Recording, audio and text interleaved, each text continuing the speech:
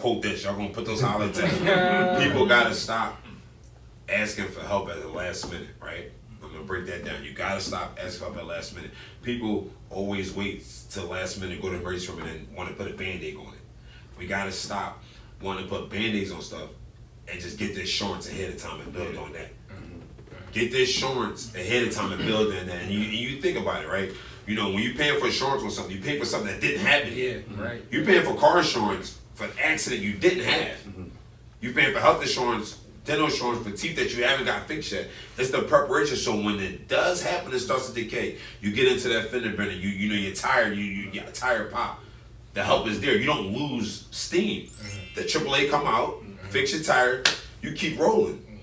You don't have insurance, then you're stuck on the side of the road. Now somebody will pick you up. Yeah. You got it. People, we got to stop Band-Aiding stuff. We got a very special guest tonight. See how he dressed. Yeah. He put us to shame. We used to giving out T-shirts. Man. I still want it. I was ready for it. I'm still going to wave the flag. I'm still going to wave it. Man, I got sweatpants. I feel like I'm well, I guess it pays to be an MMA fighter. Look, man. Yo, but anyway, welcome to the show, man. Thank you guys. Our brief intro, we're going to get to you shortly. Let's go around, tell the folk who you are, man. Justin Lamar, comedian based here out of Philly.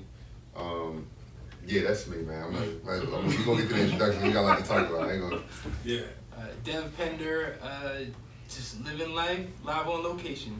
Live on location. All the time. Well, Chris Jr., man, and again, above average black man, just always here to share and spread love, man.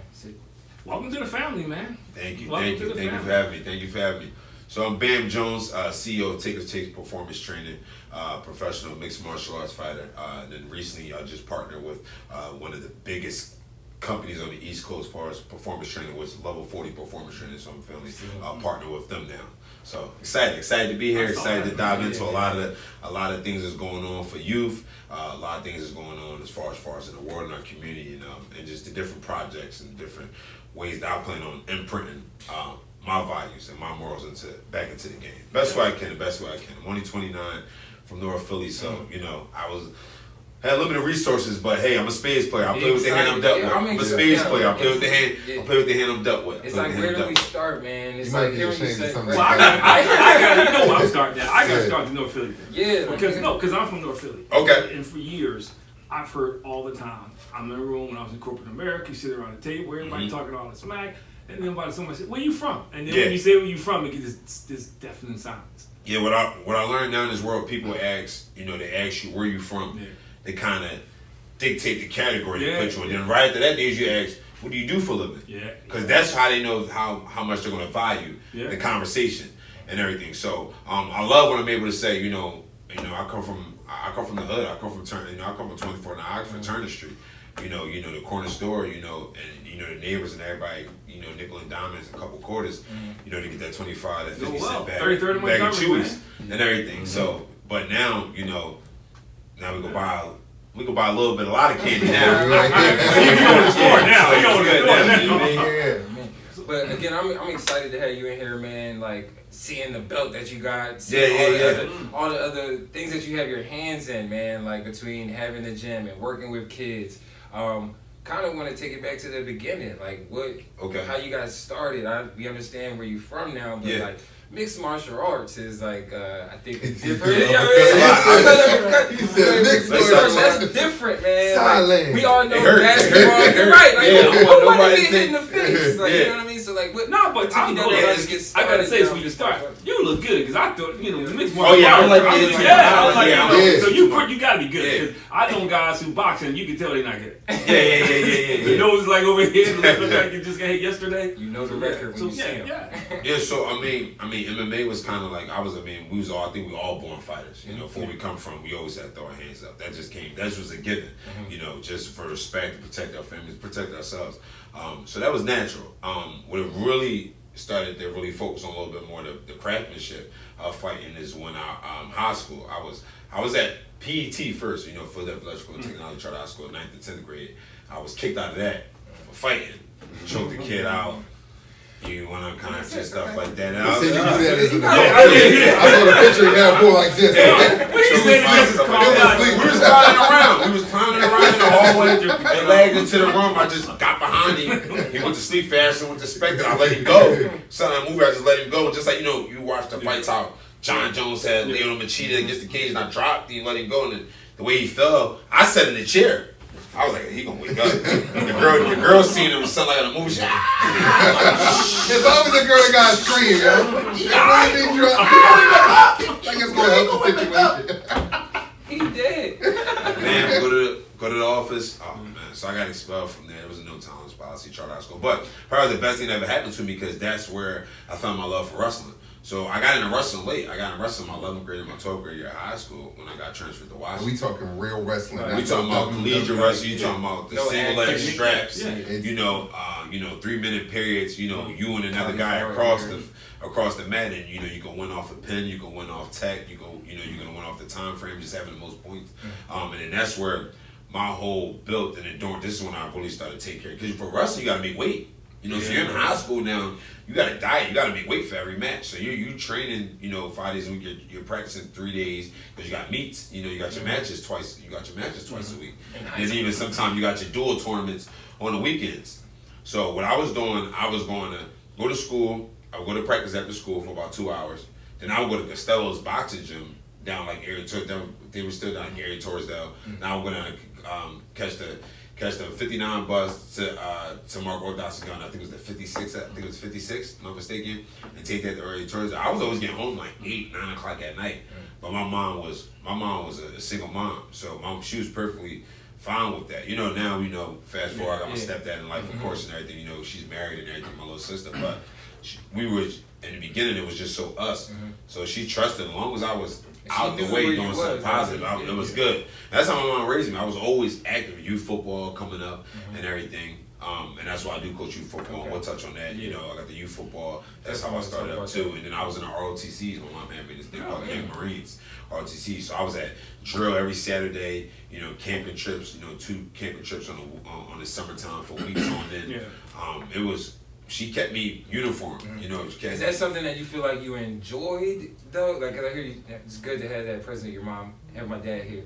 Because sometimes kids feel like, man, this is being forced upon me. Or is this something that you just feel like you had a passion for doing those things during that time? I think, honestly, for me, I was a little different growing up. A lot of people, always wanted to, like, everything got to be fun. They got to be enjoying. I always found a way to look at the glass half full, half empty. So find a way to take a lot from it. I'm looking at like, all right, well, I'm 11, 12 years old, and in military they got ranking systems. So it's like, all right, age don't matter.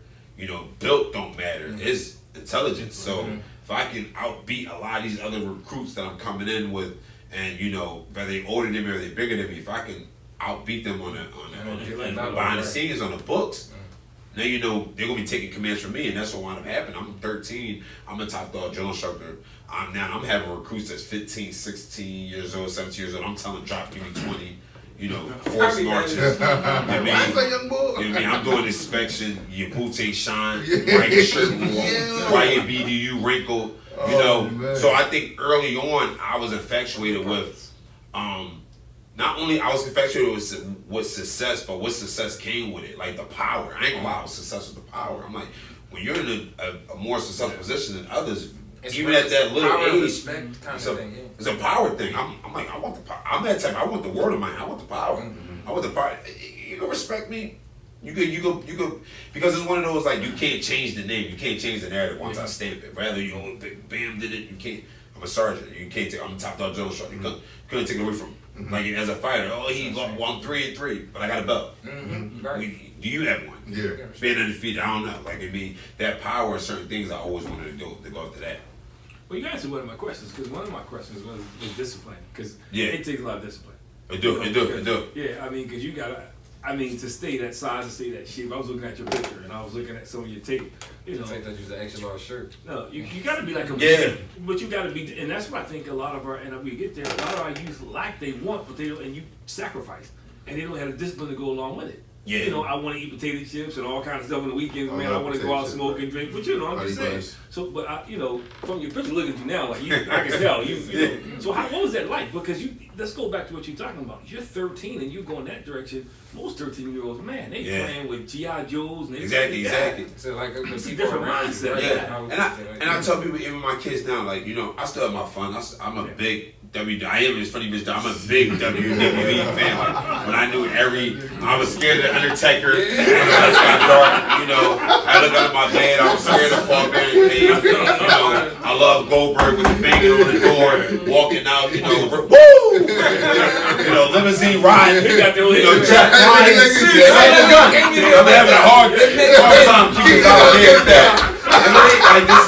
Like, that was like, trust me, I had it, but you know, it was, you know, I know also what I wanted too. Like, I just feel like, you know, have your fun, still be a kid, don't take that away. But you know, I had a lot more ethics behind me. I had a lot more morals, and I know what dive into. I think that's the biggest thing a lot of this youth is missing. There's no reason around why they're doing it. They don't have a why. They don't have, regardless of the fact I was watching that, but it was still a why I was watching that. Like, I wanted to be like The Rock. Like, me and my cousins, we had the game. We playing the intro music. We slammed each other on beds. You know, it was. You know what I mean? Right, you know, I did the stunner. We are. You know, you can't break up out of a stunner. Like, I didn't know how you gonna kick up out of that. Like, I stunned you twice. Like, the rock bottom. Get out of here. I hit you with the jackhammer. Like, I mean, and we had the whole action figure time on the Power Rangers, the Beyblades. But it was still, we all had stuff more. We had ethics. We had a reason. It was our name still. You know, we didn't want to disappoint. We called our OGs. I had real OGs. I had OAs. I had my aunts. I had people around me I didn't want to disappoint, that I know that invested in me, and they wanted to see a return on their investment. And that's the biggest thing. Nobody's invested in nobody no more. So nobody feel like they owe anybody nothing. Everybody feel like they did it all on their own. They all by themselves. I'm that grown man, and they feel like nobody owe nobody. I got it out the mud. Yeah, I got it out the mud. Well, my part two question is, because I get asked this all the time, why you? Because I get asked this all, why I do what I do, different things. It's, you know, everybody asks me, especially when because I got 3 college graduates, so everybody thinks because of that you should be done. You should be, you cool, and I keep all. Why you? So why you? I feel like I was put in this position for a reason, you know, and it's funny because I get a lot of scrutiny because you gotta remember I'm a performance coach, strength coach. My sole job, honestly, parents pay. I train their kid for those X amount of months, X amount of hours, whatever. Make sure they perform in whatever their respective fields are, basketball, football, whatever. And then, as long as they perform, the next one come in and boom, it's supposed to be a factory line. My problem is that I started to get too curious about, well, when I ship this out, how good do they use it? Do they use it a lot? Do they like the product? How is the product doing? And also, was always that percentage of kids that don't go to the next level, that don't probably see the NFL as the all to be all, the NBA is the all to be all, or lacrosse or soccer, or kids like me, like I didn't make it to the UFC, but I'm glad I had those type of wrestling coaches that was around me that I could call upon. I had older dudes I could call upon that could still steer me in different directions, and this is where I was like, all right, the coaching. I didn't go to that next level. It was 9 years I was a fighter. That's a lot on the body, cutting weight, training, you start to have kids, you start to have responsibilities, rent start to be due, cars start to be due. You don't got those 3 months to be in the gym, not making no money and everything. So responsibility hit me, and I'm just like, I want to be able to, all right, I might have cut my dream of getting here short because I didn't have in me to implement a lot of things, at 12, 13, 14 years old. These kids, that's why I show up to these basketball games, I show up to my football games, I show up to my lacrosse games, my soccer games, I show up to their tryouts and everything. You talking about the kids that you training? Kids that I train, kids that I'm starting to train and stuff like that. I got it off of always being somewhere. Always being somewhere. Like, my mindset is that my salary, my paycheck is based on my hustle. Like, I don't work for anybody. I clock in, why should I ever clock out?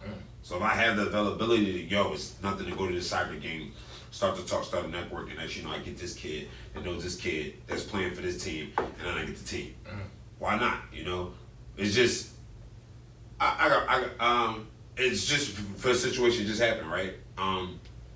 At my youth football game at Monterey Bantams, right? We played at Monterey Bantams just recently. I coach Crispin Gardens, won the championship last year. We play our game at Monterey Bantams. I'm always talking to the referees. White hats, always talking to them, busting up, joking. We win the game. one of my 8-year-old kids I trained at a game on Sunday. He plays for Fox Rocks football. I don't have to show up to his football games and all that. Gio is one of my first kids I ever trained. Love that kid to death. Want to see nothing but great from him and everything. I'm showing up. I'm there for him. I'm being that that second father to him, because he's raised by a single mom. He's raised by a single mom. Show him that you have somebody that's not going to disappoint you, that's going to support you on. Because these kids see that. Their mom was showing them the game. Some of the other parents had both of their parents there. Other kids had both of their parents there. They feed off of that energy. Feed off my energy and everything. Talking to the referees I'm always talking to. Referee I'm talking to has wound up being he's the director for public relations and social media impact for the Harlem Globetrotters. Talking to him, we coordinate back and forth, telling him about what I'm doing, confident about what I'm doing. Like, we're looking for a conditioning coach. Let's talk, exchange numbers. We're gonna have a conference call next week. Hopefully I can lock down the contract. I'll be training the Harlem Globetrotters. Inshallah, it all works out for me. There you go. You know what I mean? And that's just being there, not just just I made enough money, I trained this and that. I'm sitting back. Enough is never enough, especially when it comes to the youth. It's you guys priceless. stay in the mix. Like, priceless. One thing I'm loving to hear about your story. First of all, I feel like you just talked through my childhood. We talking about the wrestling. Answering questions that I be having. I'm like, how you pivot here? You just go right to it. I want to say, like, so me being in the comedy and entertainment scene, I've seen a lot of people. I know a lot of people I don't know. One person I'm always seeing is Charlie Mack. Okay, I know Charlie Mack. I met Charlie Mack years back when he always do those celebrity basketball games. My mom won tickets. She actually was on the phone with me. I had a Virgin Mobile. She was on the phone with me. She helped me talk to Kyla Pratt. I was on the drill team at the time and everything. So I was drilling outside all wet, and she called me because she was in at the celebrity basketball games and talked to Kyla Pratt. He been doing things for the community for a while. Helped out Beacon a little bit and stuff like that. Yeah. Always. He's always there, just like you talking about. Always in the mix, and then talk about. I never knew what Charlie do for years. Right, you don't even know what he does, but he's just there. Always there. Got me doing something good. Right. I mean, Will Smith. That's Will Smith, man. Like he's a Philly legend. Exactly. But he's always there. Like I seen him outside of Warm Daddies when Warm Daddies was open, giving out tickets to shows. Yep. Like he did the hustle and this guy, he's on red carpets with the A-list. Yeah. So you put the hustle and bustle work in, and that's what I'm saying. Like I don't put no title over top of me. That's why I just say entrepreneur. I'm not putting strength and conditioning coach over top of me. I'm not just putting MMA fighter over top of me. Anything else that's going to come apart. Like I plan on my own youth football team next year. I want to do a 14U, 12U, 10U, 8U. That way I have a direct feeder program to be able to get to these kids.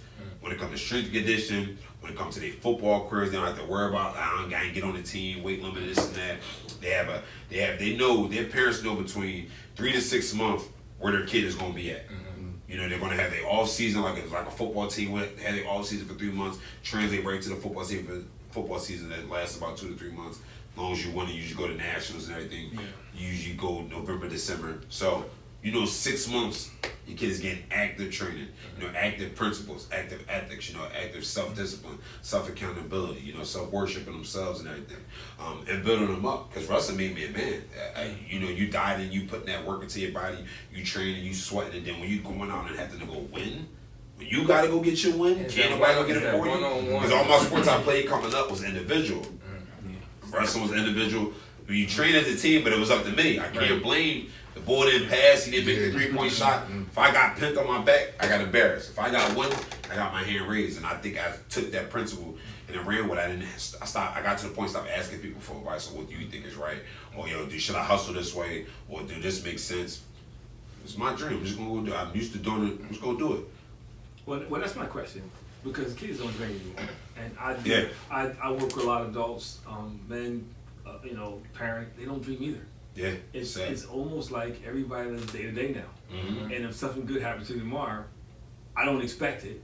I enjoy it for the day, and then I go back to normal. So when did you get that whole dream thing going? When did you get that whole vision that you just wanted more and more? You knew it was something else out there.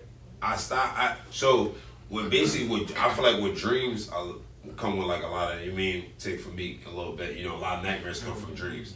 I feel like you got to deal with a lot of pain, a lot of trauma to want to start having visions and being better. It got to a point, I say with me, and even this is why I did the merge with Level 40, because I was my own boss. I had my own gym in Fishtown. I was killing it, but it's like if I'm not there, it's not making money. I gotta be there for those 12 hours. I gotta be the one talking to everybody, training. Like, you gotta have a team behind you, and then that's what made the mindset. Well, like conceded, kind of giving up. My name is Taker's Take. Oh, Bamm, the owner, this and that, kind of going under another brand and being part of that organization. It was this mindset. I tell people all the time. I think, and this is where people gonna start. Y'all gonna quote this. Y'all gonna put those highlights. People gotta stop asking for help at the last minute, right? I'm gonna break that down. You gotta stop asking for help at the last minute. People always wait till the last minute, go to the emergency room, and then want to put a Band-Aid on it. We gotta stop wanting to put Band-Aids on stuff and just get the insurance ahead of time and build on that. Get the insurance ahead of time and build on that. And you think about it, right? When you're paying for insurance on something, you pay for something that didn't happen. Yeah, right. You're paying for car insurance for an accident you didn't have. You're paying for health insurance, dental insurance for teeth that you haven't got fixed yet. It's the preparation. So when it does happen, it starts to decay. You get into that fender bender. You're tired. You get a tire pop. The help is there. You don't lose steam. The AAA come out, fix your tire. You keep rolling. You don't have insurance, now you're stuck on the side of the road. Now somebody will pick you up. Yeah. We gotta stop band-aiding stuff. And what happened with me, I got to the point that, I went through my own sort of reflection, and my trauma within myself, I had a lot of things happening with the gym. As far as HOA was over top me with a lot of noise complaints. I had a situation where I had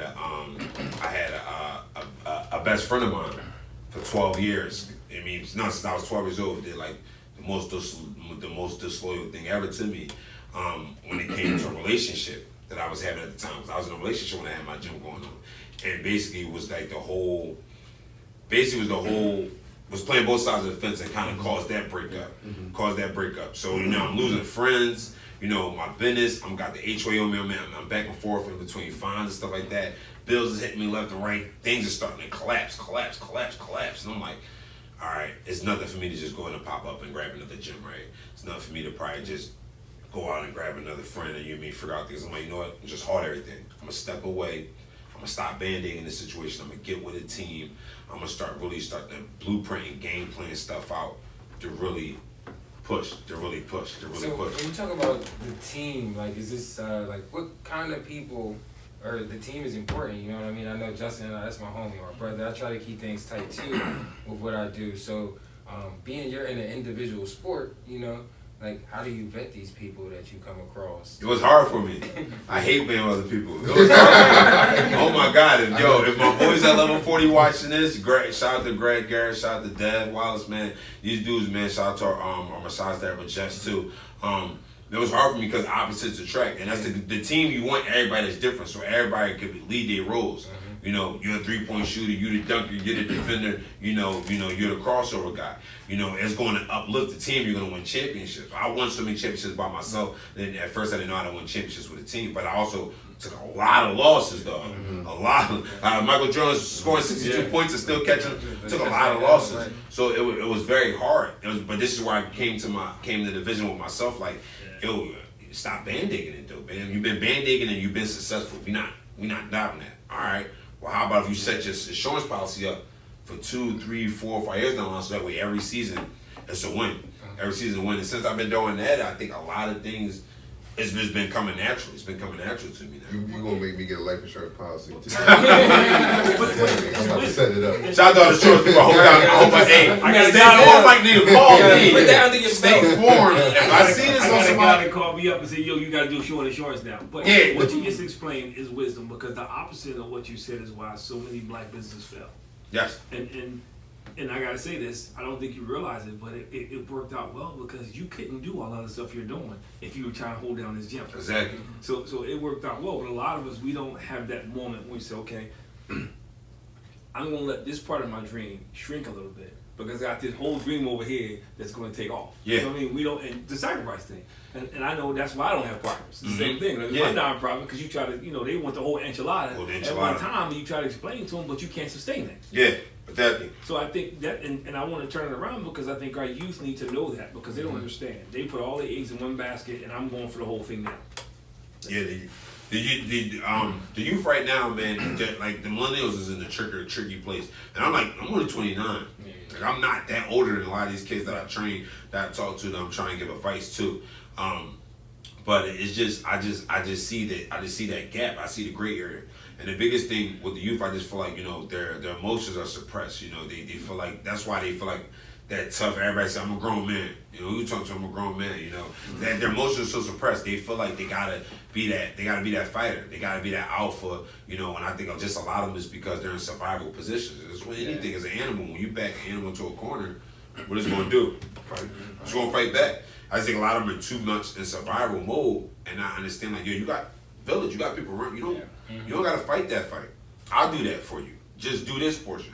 The old school for me, it was like literally I just had to go to school and go home. Like that was my own job. A lot of these kids, even some of the kids I train, it's not their only jobs. They gotta go to school. They gotta come home. Probably gotta take care of baby sister and everything. They probably gotta take. They gotta. Some kids are having kids at a young age, stuff like that. They get jobs at a young age, taking care of the bills. They gotta watch grandma, depending on now with COVID. And COVID hit, a lot of these kids were living with their grandparents and stuff like that. So they had to take on and help out grandma, help out grandpa. And this is why they're missing football. Like a lot of my kids will miss football practice because of this.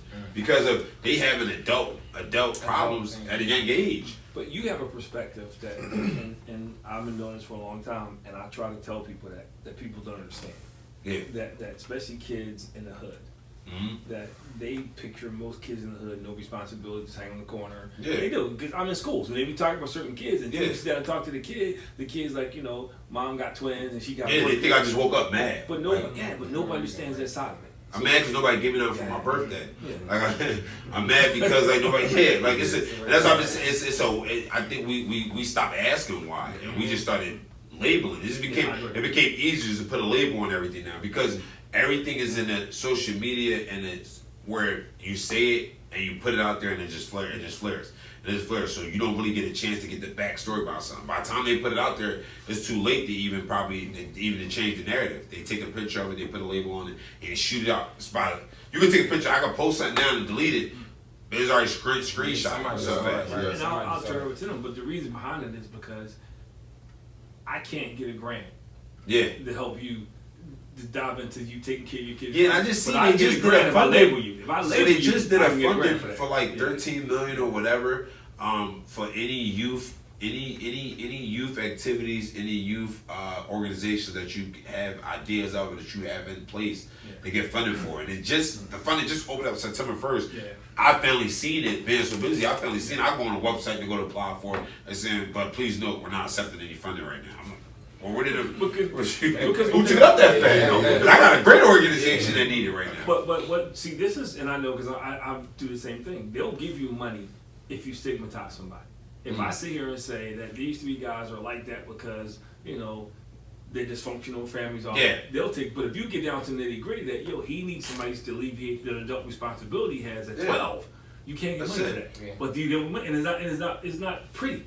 So people don't throw money in it. But if I say these guys, they live in a drug infested neighborhood and their fathers abandoned them, they'll give you money for that portion of it, but not to get to the root of the problem. So that's what you run across when you get into this nonprofit stuff. You can't. They're not going to throw money at the root. They throw it at the band-aid too. And the second reason because it keeps cycling. It becomes generational. If I get to the root, he's going to break the generation. He's going to break it with his kids. If I don't get to the root, man, I got money coming for the next 20 years, man, because they're gonna keep putting money every 4 years. It's like the money ain't in the cure, it's in the medicine. Yeah, the perfect example. Keep medicating. They say throwing band-aids on it. Because you're gonna always need the band-aid can stay on there for so long. And who got the band-aid? You gotta come back to the band-aid. When you got insurance, you can get fixed, and that's another thing. These insurance people, I know, because now I want to touch on life insurance again. Somebody might have to call me for a commercial. Even with insurance, you even think about it where, we having a lot of, like, it's to the point that I don't even want to go on 911 Philly. It's so many deaths that's happening in our youth, but people are dying, they're just getting put in wooden caskets and being shipped out. If it was insurance, or these insurance companies had to pay for all these deaths that's happening every day, time out. You ever seen on the Players Club when When you hit that red button, they want money. Yeah, because it's gonna be they gonna be hurting. You're not gonna be able to keep paying 10 grand for your death, 10 grand for your death, 20. Oh, you had stocks. You had your mom had something in your name already. 20 grand for you. It's not, but we don't cost nothing.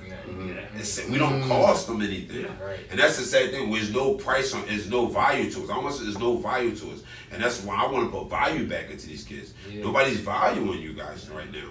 I want to value you. I value you, kid. And I try to explain to my kids, but everything is investment. So if I put that investment into you, showing up to a game for free and I need 2 touchdowns. I need something out of it. I need you to pass school. I need you to clean your room. Well, I need the return on my investment. Need my return on my investment. And I think there was no value in anything. We're priceless to them right now. It just really won't mean anything to them right now. Well, it's 2 words that you use that to me that I never hear are enough. And that's how I know people for real. You keep saying my kids. And I've been in rooms that say those kids. I be thinking like, is he talking about his kids? One of the games I've heard all these different phrases. There's very few people who sit back and say my kids. Yeah, love these kids. Even the kids I didn't meet yet, man. I just you get a great feel. I just even when I posted my chant. I posted my chant the other day, and then the feel that these kids get. Just that energy, knowing that somebody can speak their verbiage, somebody actually loves them, somebody care for them, somebody willing to yell at them, somebody want to cry at them, whatever. You know what I mean? You remember that shit? So my, the Nike, I think it's Nike came out with it. I think that I got your back. Who got your back? Yeah, I just saw it. Yeah, I just saw it. Yeah, one of my 8-year-old kids, Gio, shout out to you, Gio was he always talking to himself a little bit. I do it too. I be talking to myself. That's how I decompress. You get the stimulants going. The endorphins be going, and I hear him saying, "I got your back. You got your back." And I'm with my kids, and we were losing. It was a preseason game. It was our 3rd preseason game. We were losing. I don't know why we were losing. We just wasn't no energy. No energy, and so it's halftime. That's when I finally came up with the "I got your back" chant. Because I always had the other little cute ones. That one I really got to me because I'm talking to him. I'm like, yo, what y'all scared of? Because Crispin, we're in Keystone, there's weight limit. So you only could weigh a certain weight. So the 125 pound you start at the first weigh-in for the first game is going to be 140. So most of those kids are the same size. Not like knee sack where you get those big boys down. I'm like, hold on, look on that field. Ain't nobody older than 13. So it's 11, 12, 13 year olds, and I got 11, 12, 13 year olds. Nobody over 140. Even in preseason, you might get a kid that's heavy right now, 145. Yo, what y'all scared of? I got y'all. If ain't nobody got you, Coach Bamm got you. I'm willing to fight the world. Some people don't hear that. I got your back. Who gonna have my back? I just saw that commercial about 2 nights ago. It's a pretty cool commercial. And it was good. I don't know why Nike didn't call. Is it Nike? Well, I'll tell you how fast they work in the hood. I think it's NFL. They need to call me. I don't know why they haven't used my foot. Who was the commissioner now? Is it Goodell's NFL call Coach Bamm? Get him on the line. Roger, it's funny because give us the call, Roger. They got all these kids. Some of the people they use I don't even recognize. And they're in the players. Let's go. But I saw a dude in the hood with a shirt and made his own shirt that said that. That's how popular it is. I saw a dude the other day that made his own shirt that said that, and it's pretty cool. And it's beautiful because you start that when you don't gotta watch your 6 if somebody got my 6 already. Yeah. You can just look forward, and that's the problem with a lot of our kids. Just us in general, we don't have the chance to keep looking forward. We always gotta keep what's behind me, what's going on. Sometimes I gotta keep reversing back to pick somebody up, and I don't never get to go forward. I got your back. Go ahead, come look forward. You good? Well, I gotta shift gears a little bit. That locket.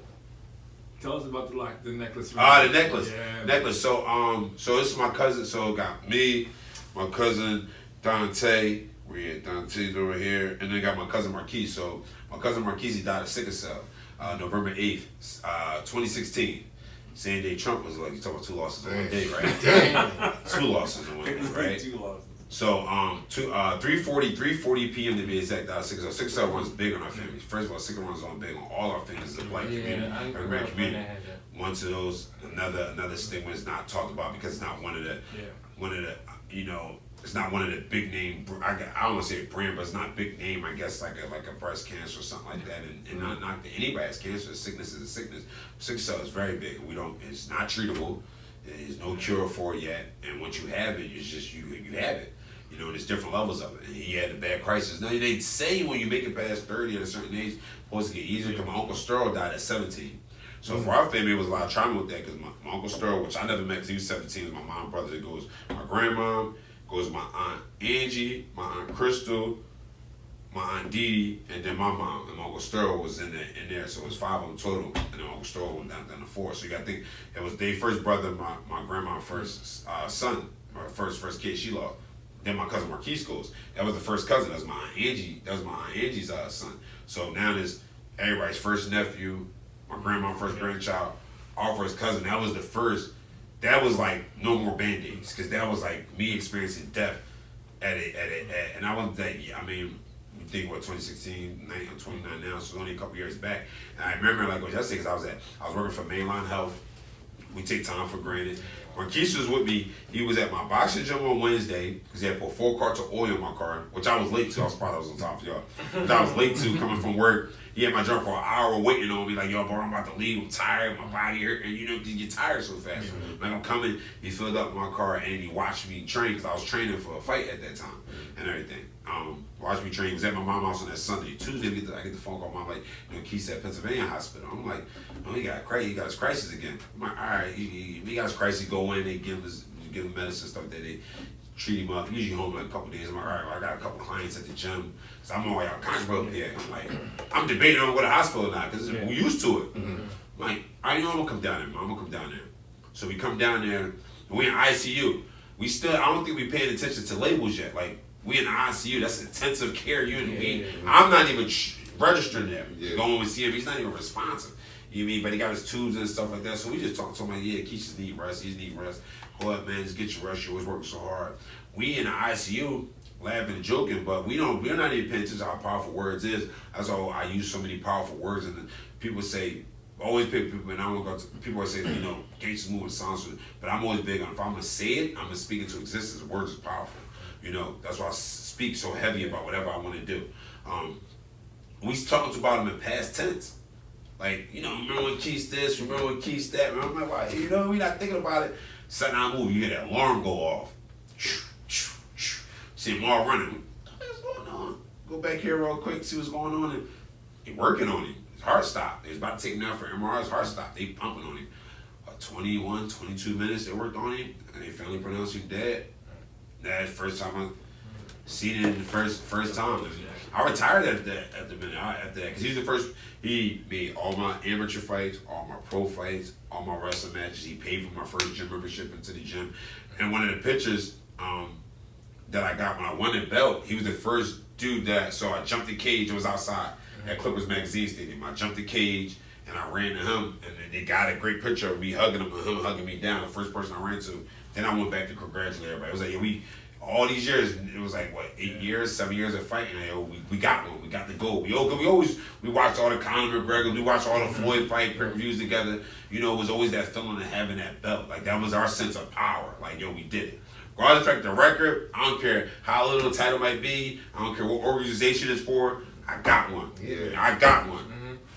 We got it. This is my strength coach, Jim Greg Garrett Gym. It's a level 40, and I got another belt. It's a replica of the same one inside my boxing gym at Let's Be Elite Boxing Academy. Shout out to Octavio Pinda, aka June, is my boxing coach. But yeah, Keith was the rock, and it was hard. It was hard at that point. I really started. Everything changed. A lot of things started changing. I think that's where my real love for like youth really came in, because that's what Keith was. He didn't have no kids and everything. He was always, you know, his girlfriend. He always had his girlfriend kids. So, you know, we was younger at the time. Oh, I got a kid with you, man. Hey, bro, go ahead, take that girl. You know, you hit him with the bro. You just a babysitter for the night. And it's funny because it's so funny because people say it to me now and I laugh about it because I remember I used to say, like, bro, you somebody babysitter for the night, bro. Like, she got doing things like, yo, it ain't about that. It's about this kid. I never understood it, though. So young, like, always, you know, he meets somebody, always take care of this, or he at work and he always take care of this person. I never understood it. And it's like, you know, I guess that unfinished business. And that's probably why I feel I'm so hungry. I feel like his living spirit is unfinished. We got unfinished business, man. Like, I could feel like if I could save a kid every day, I'm gonna save a kid every day. And that's why I'm pushing so hard for him. So what was it like when you finally, you know, broke through and you said like you said you won the title? So what was that moment like? Yeah, sure. I was That. gonna say, I always wanted to It's crazy. I was like, I picture like I'm sorry. fireworks it was going fun.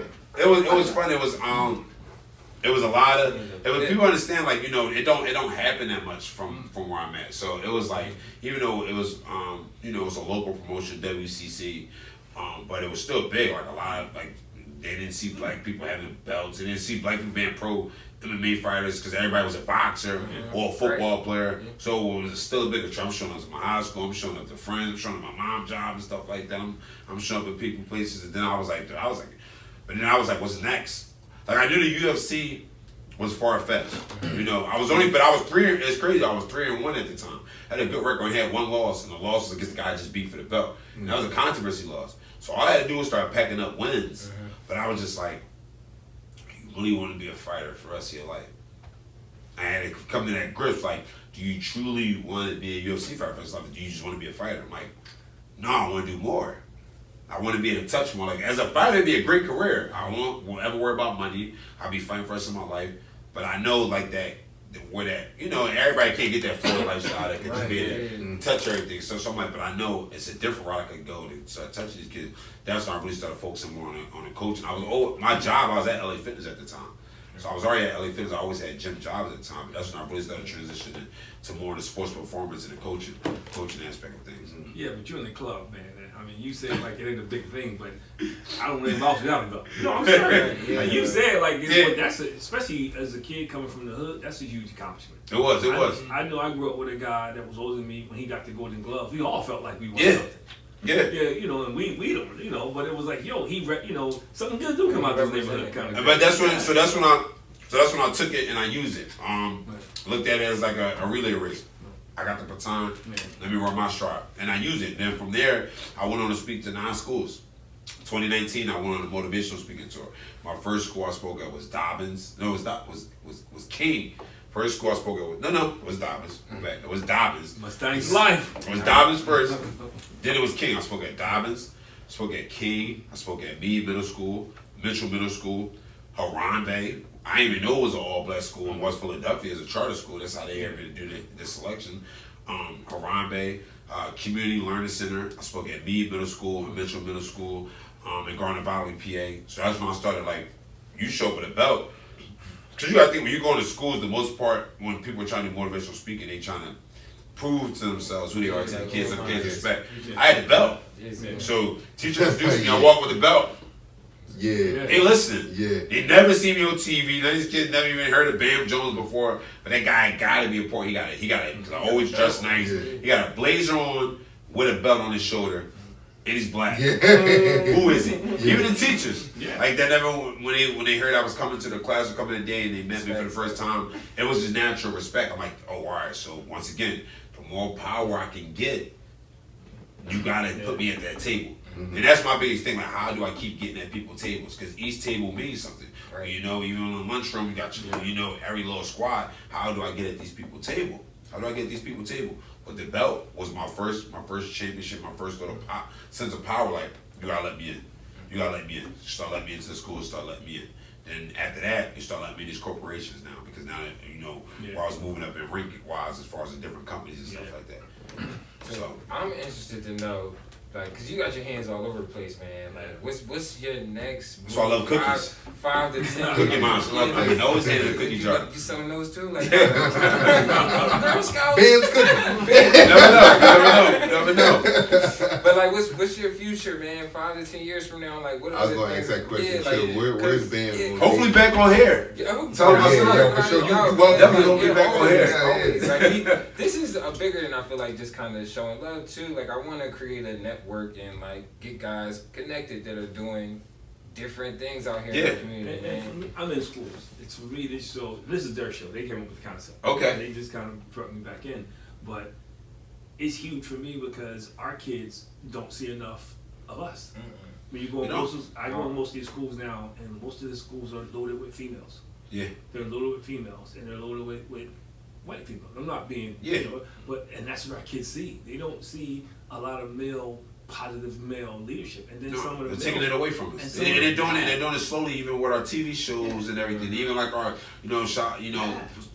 one of my things was Power. But, and even when they wanted making the spinoff on how the one brother wanted being gay out of all the tough dudes and stuff like that. Like every show now there's always that one black guy that that does.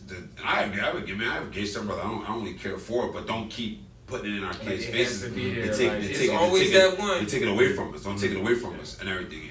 And they start to show every show is a female power, the new power. She's female drug kingpin and everything. So even like Queen of the South and stuff like that, they come and show all these female power. And I have 2 daughters. I love the empowerment of females, but I love that. Don't get the narrative messed up. It was a king and it was a queen. It wasn't one without the other. Like they keep, and they had it at times where the female in all our shows was always pregnant, always on crack or something like that, and the male was always at the top. And now they're trying to switch the narrative now, bring the female up top, and it should be neither one of those. It should be the king and the queen at top on both sides, and it's going to take dudes like me to put it back on top, at least for our kings. It's going to take, hopefully I get, I don't know if you guys have a lot of females. I would definitely hope with some females out there with some, I know a lot of females that got a lot of businesses that's doing things. And stuff like that. We want to highlight businesses. Because I think it's good. I think it's good. And I said this before I even came on the show, it's trying to tell people because I work with like a lot of white people. I work with a lot of Spanish people when it comes to different things. I'm a heavy cigar smoker, so I'm in a cigar shop with a lot of powerful people. But I tell people, it's nothing against any other race when we just as black people, African Americans want our props and just want what we was taken for so long back. Well, I think about it. We gotta say above average. Yeah, we have to say that. Yeah, we just want it back. People expect us to be subpar. Yeah, and that's what makes what you're doing so impressive. To be so young, to be so focused, and to have a story. You don't see it a lot, and you're the kind of person that our kids need to see. You're the kind of person our kids need to hear. You're the kind of person, because everybody's not going to college. I have nothing against college. I think it's a great thing, but college is not for everybody. It's not everybody. But that work ethic is. Yeah. The work got to give. I don't think college is needed for everybody. I don't want to discourage none of my kids from going there. It's a smart business. I'll put it to you. It's a smart business. They're not done for what they built, the institution they built, and why you had to pay for what you had to pay for. But I'm going to be able to make a lot of money without that piece of paper that they say I had to have, because a lot of things that they taught me, for what I do, I didn't need. Knowing certain social studies, knowing that I remember like you just used to argue with my pop. When he was in and out of my life, the one thing I remember we argued about when I was going to New Foundation Charter School was the solar system. They wanted us to know all the planets and solar system. And I cut it together in my brain. It was one of those, this is when I started to know, like, y'all just think differently. I'm a little anarchy a little bit. I'm like, yo, I don't want to do it. You're like, why? I'm like, for what? I truly don't believe I need to know all the planets. I don't want to be an astronaut. I'm scared of heights. So I don't even really care. I ain't going nowhere near I know about this. I'm scared of heights. I'm gonna get nervous on the ladder. You think I'm getting a rocket shit? I don't go to Six Flags. You don't see nothing. You haven't seen on my Instagram no amusement parks. You only see me at Sesame Place because everything is grounded. I got jump if my daughter gets stuck on the Ferris wheel. I'm scared of heights. So why do I need to know the solar system? Like, Jessica got some new material now. What are we doing? I don't want to know it. I don't want to learn it. I don't think it's needed. And now I learned it. I was beat for it. I got in trouble for it. I was put on punishment for it, and I don't use it. Yeah. Not one place, not one team that I trained was like, hey, you know the solar system? Yeah. And before you train my kids, you real quick. It's Pluto planet. Everybody asking me that. But you know what's funny? People get upset when I say this. Most of the skills that I learned in the hood. Yeah. It wasn't in a formal classroom. A lot of stuff I learned in a formal classroom are not applicable to our kids. Yeah. I can't go into some of these kids and say sit down and fold your hands. They look, man, where you from? You in timeout. They like timeout. They like, Mike, I got more time to think what I'm gonna do to you. Yeah. So it's a lot of stuff I learned in a book. It don't work. Yeah. So it's ironic when people ask you, where you learn it? I learned it in the hood. You learn those skills in the hood. You learn how to negotiate. You know who's who. Like I tell people, the only difference between the hood and community in corporate America is they dress better, use bigger words. They're the same characters, the same personalities. Yeah, they're the same people. That's it.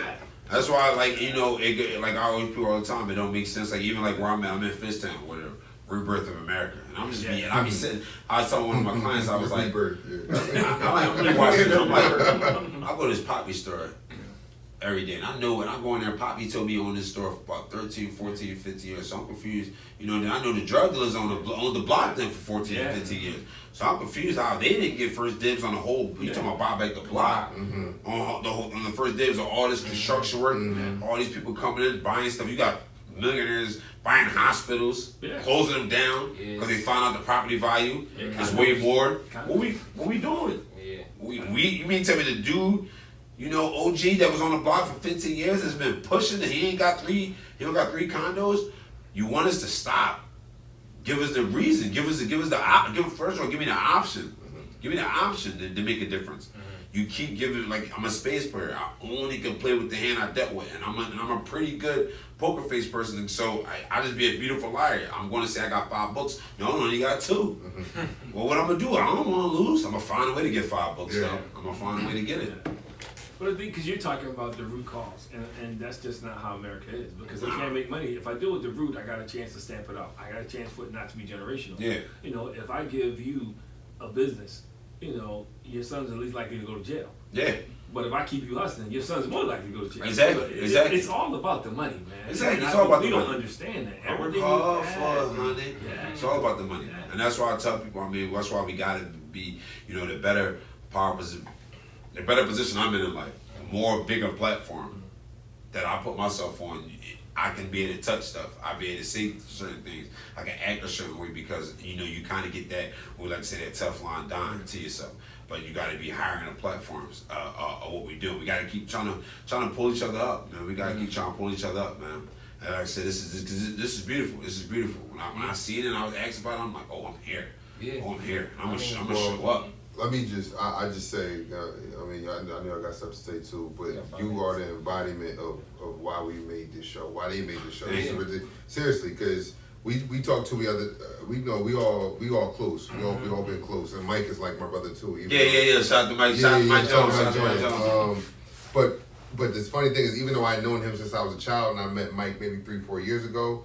The connection was I seen what he was about. I seen the way he moved. I seen the way he carried himself. I seen that he didn't just move for no reason. He had a why. Yeah. And we wanted, you know, when you turn on the news and you look at us, we always robbing something. Yeah. We always doing something, breaking something. Yeah. And I'm like, what about these dudes? What about us? Yeah.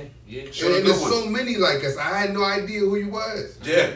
But now I'm so happy I met you. You might got yourself another client. Right. Yeah. I was like saying, I'm like the and it's funny with Mike. That's crazy because we get so caught up in that masculinity, and that's why I think Mike. I love Mike. You know, we all got our friends in different categories. Mike, my boy, because I was texting Mike today. I'm like, yo, bro. I was trying to FaceTime. I'm like, yo, I'm gonna be on the show. You tell me what the ask. FaceTime. I'm like, yo, call me back. Oh, he like, I'm getting a physical. He about to get a promotion and stuff like that and everything. So I'm like, what you getting a physical for? I'm like, yo, your heart good, bro. Like, I'm like, your heart good. I'm like, bro, your heart pure, man. Your heart golden, dog. You're the best. He's like, yo, I love you, dog.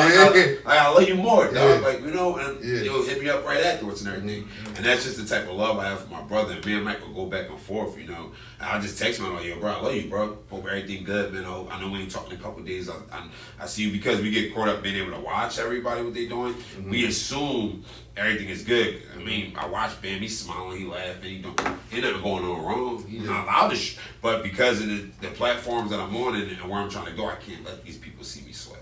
So, hey, bro, but pass me the towel. It was hot in there. You mean, so sometimes, that's why I always hit him up, yo, you good? Everything all right? I love you. You need me? You know, let me know. Because you never know. Because when we're running, we got to run at full speed. We got to run at full speed right now because we can't allow them to I understand, man. We can't allow them to see us sweat. Real quick, can you tell us more about the gym? Is this your own personal gym? Yeah, so Level 40 Performance Training is the new company now. It's a new brand. They already been established. Like I said, one of the biggest biggest sports performance company on the East Coast, Greg Garrett. He started off with Shree Floyd's first round draft pick, and he got Will Fuller after that. And if you go on his page, he got Brandon. I was just up there talking to Brandon Graham the other day. Miles Sanders, presented gym with B.J. Johnson, talking to him for the Orlando Magic. You got Cam Reddish, Sharif Miller. The list goes on. I mean, from NFL to NBA to overseas to the high level college. You know, right now we about to get ready. November we got one of the biggest contracts when it comes to volleyball. East Coast volleyball. We're talking about 700 volleyball girls. You know, you play volleyball? Back in the day. There you go. 700 volleyball girls. You know. I think they range from like what low as 8U, I think 9U up, or from there up. So we're gonna be rolling with that. So y'all gonna be even seeing a lot of that footage. I just posted a picture. And like I said, what's about me that I'm coming up there. Greg been so good at the sports performance. I've been so good with the corporate America. I didn't grand open LA Fitnesses. I didn't grand open the Anytime Fitness in Definitely Jersey. I didn't grand open Mainline Health in Concord. I didn't grand open Legion Transformation Center in Hatboro. I did so many corporate America jobs. This is where I'm coming with the big, the contracts, stuff like the Harlem Globetrotters. Hoping we even close that. Just was at a big tryout workout with Lighthouse Soccer Club. They had 13U teams. So getting these club teams, soccer teams doing 3 month contracts with us and stuff like that. Why he's already still executing with the NBA guys. Then you got Dev right under him, killing with all the college. And then I'm coming. That's how we're structured as a basketball team. When you come in level 40, rather than any athlete, you gotta play freshman ball first. So you gotta come see me. You gotta play freshman ball. I gotta get your foundation down. I gotta make sure your body mechanics make sense and you understand and everything. Then you go, now you probably move up to college level, then you with Dev, that's the JV coach. And if we do go next level, everybody, all the pros go with G. And that's we got the basketball team rolling. We got that factory line going on. You mean the bun, cheese, lettuce, tomatoes, package up, boom. And we're gonna be shooting them out. We're gonna be shooting out. Now we're about to even touch with the commercial. We're about to drop our first 6-week challenge. So we're about to drop our first 6-week boot camp challenge. We're doing a demo next week. We're doing a big demo media day next Saturday. I think that's the second. It falls on Saturday, 2nd. And then follow after that, where I think October 11th we're gonna kick off the first 6-week challenge. Weight loss challenge. Mixing in there as far as with the massage therapy, we're gonna have. This is for when you say weight loss challenge. This is for kids, adults. Adults is all going. So this is gonna be for the adults. Yeah, the Yeah, kids. so it's gonna be adults. So the weight loss challenge will be all for the adults, male, female. Because what we're gonna do is we're gonna be a branch off. So the 6-week challenge, we're gonna have that, and it's gonna be a branch off to a 4-week challenge of alpha male. Really showing men lower the chain of masculinity. I try to tell dudes, I didn't been around tough guys, so.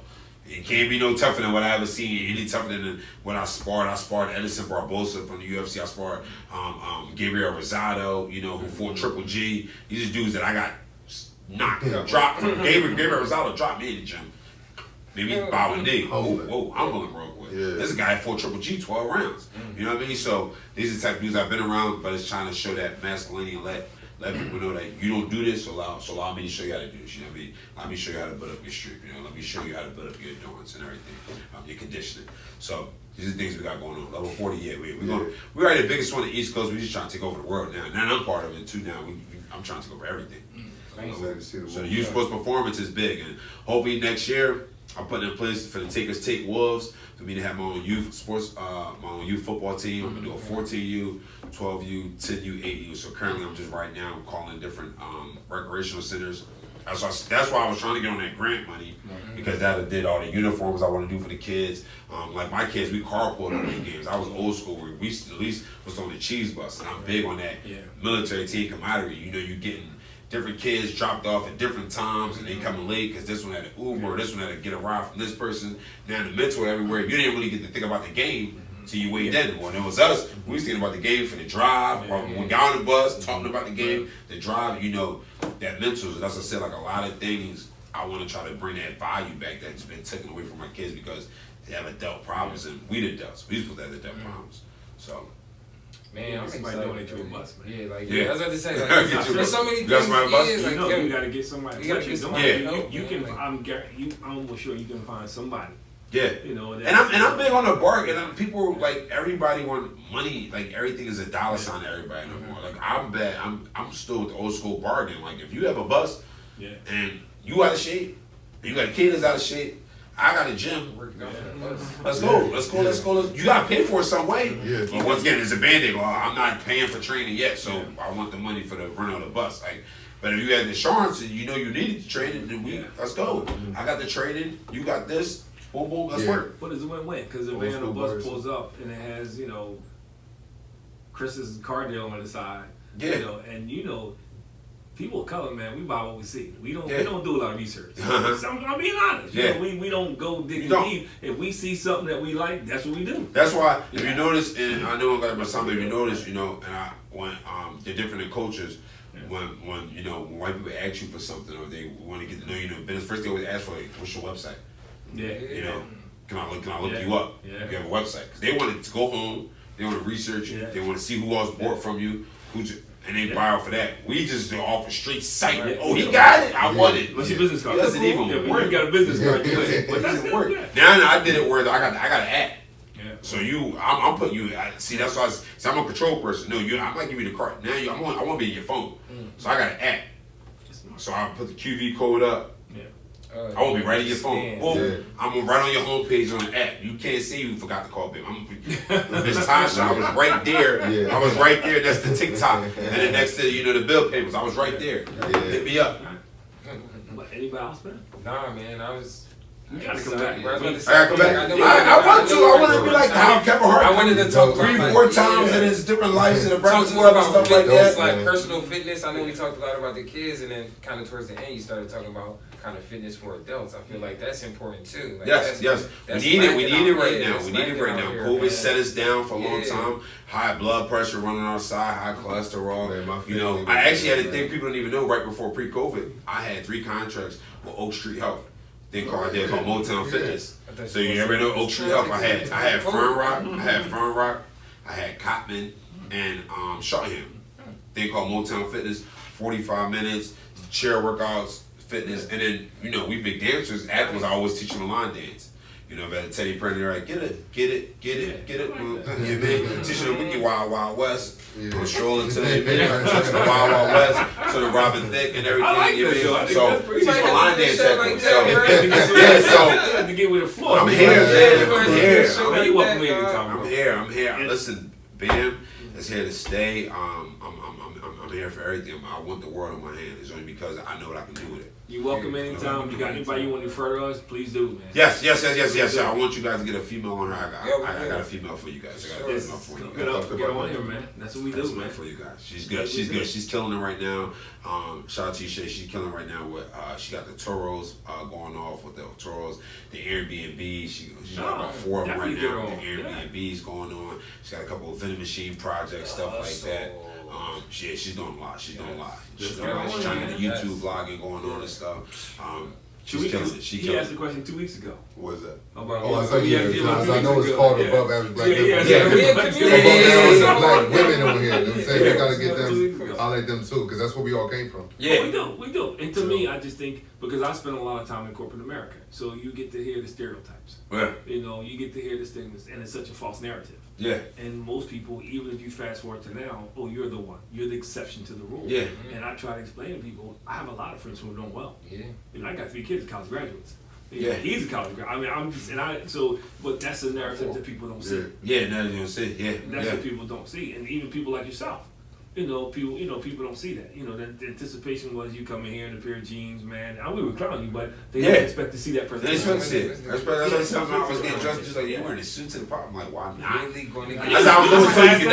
So you can see, I'm a Steve Harvey person. Steve Harvey, I Steve. Steve Harvey. One thing I don't really see, you could never be overdressed. That's such a thing.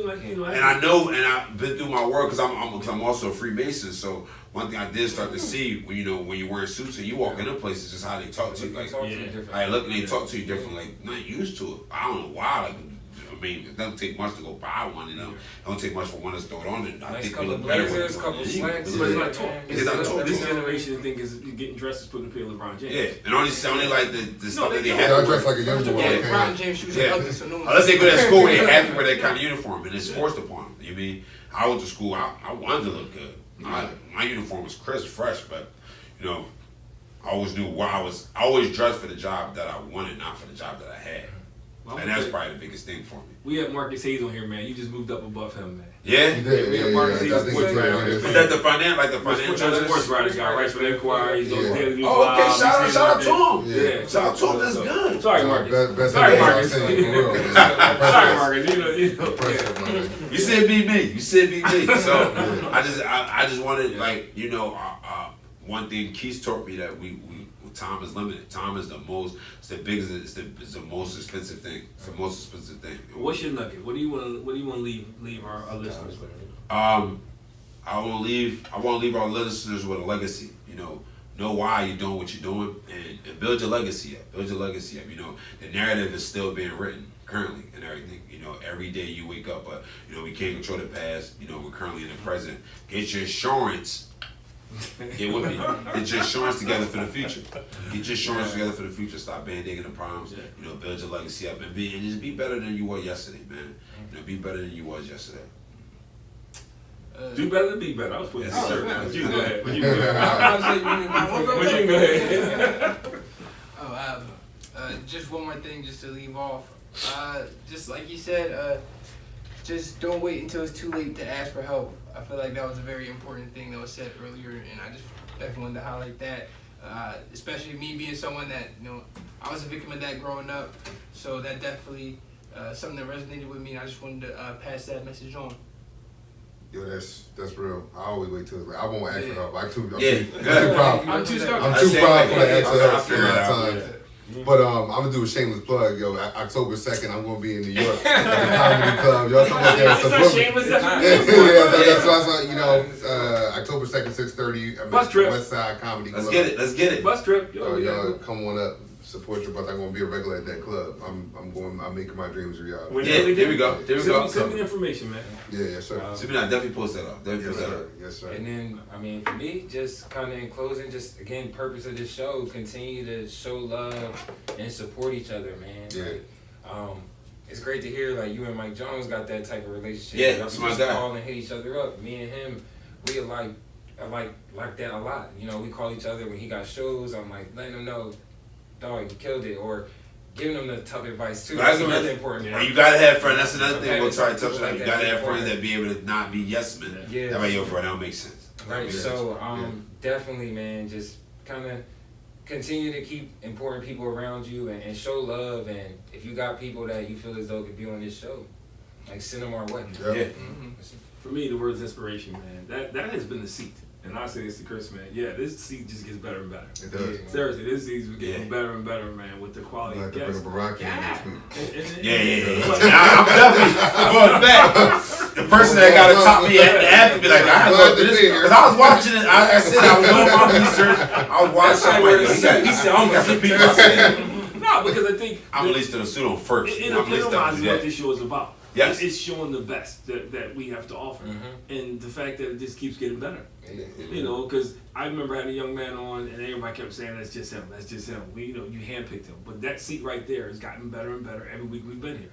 Yeah. It has. It's gotten better and better, man. It just shows. And we haven't tipped into what's out there. Right? So first of all, I give you open invitation, man. Anytime you want to go, hit us up. You're welcome. Yeah, every time probably next time I try to get on here, definitely when I get the youth football team together. If you want to bring up one of them. Yeah, so we can start promoting that and get that together, you know. I was driving here and I'm listening to music, getting in the beat, listen to my old school, listen to my Teddy Pendergrass and stuff like that, listen to my Marvin Gaye, I Want You, everything, listen to my Marvin. Then I put on Lil Baby, I'm pulling up Uptown. That was the turnpike, right? So now I'm in Uptown now, I'm like, this case, you know what I mean? Because I am single out here, I'm really single, out there, 29 entrepreneur. Put that out here, ladies, man, doing my thing, pay my own bills, condo, so I'm going to, put the windows down there a little bit so you see my eyes. And Lil Baby said, he said it best, said, I ain't the GOAT, but I fit the description. Like, I might not be where you could say, the greatest of all time at or the richest dude at or who you might value, but in the value of my world of what I'm doing, I'm the best that's doing it right now. I know for a fact it's not no 29-year-olds that's in the training field, that's in the training game, trying to touch lives and change lives. They're not doing that, I'm not saying there's not a lot of good trainers out here, not a lot of good sports performance coaches out here, but they're not doing what I'm doing. They're not engaged in the communities that they're going. I can walk, and it's getting to the point that I'm getting a little bit like I walked into Target the other day, and this crazy boy kept looking at me, I'm like, I ain't take nothing. Bro, I'm in Starbucks. I go to the Starbucks right on Front Street. I'm a heavy Starbucks drinker. Starbucks. I'm a heavy Starbucks drinker. So I go to the Target Starbucks right there on Front Street, right there, North Front Street.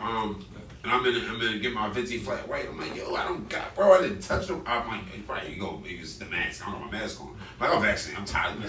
So I'm walking. I got my flat white, my Venti flat white. Starbucks talks to me, and he like, hey, come here real quick. I'm like, he gonna talk about the mask while I'm leaving. So I'm already, you know, we always are thinking of words. I'm all guard, blah blah blah. I'm like, hey, what's going on? He was like, hey, you was on Brandon Graham Instagram the other day. I was like, yeah. He trained at my gym. I took a picture of Brandon Graham. We talked for a little about me your football team. He posted me on his story. Followed me. He was like, yeah, man, I followed you, man. I looked at your stuff, man. You Bam, I see you do the fight thing. I think I seen when you fight before me. Hey, you doing your thing, man. That's love, man. Follow me on the gram and stuff like that. I'm like, all right, that's what I'm talking. I'm getting that. Like, that's that. And then I don't want that fame or celebrity just to be taken. Like, I want that because now there's somebody that knows me that can put me in contact with somebody else now. And that's what these dudes ain't doing that. Oh, yeah, they're cute for the 15, 24 seconds of the gram. I'm cute outside of it. You know what I mean? I'm doing good things and big things outside of it for a fact. So let's give a shout out to him too, because he's done for the season, man. Yeah. So I felt so sorry. He finally made it to that point, man. The cash part. He was our guy, right? Yeah. Skill wise, he already was there to the cash part. So much love and respect. But dude, you got an open invitation here, man. Thank you guys. Thank you guys. And yo, maybe we can do something from the gym because we're talking about going out, doing podcasts on the road. Yeah, we talking about in the road, man. That'd be good.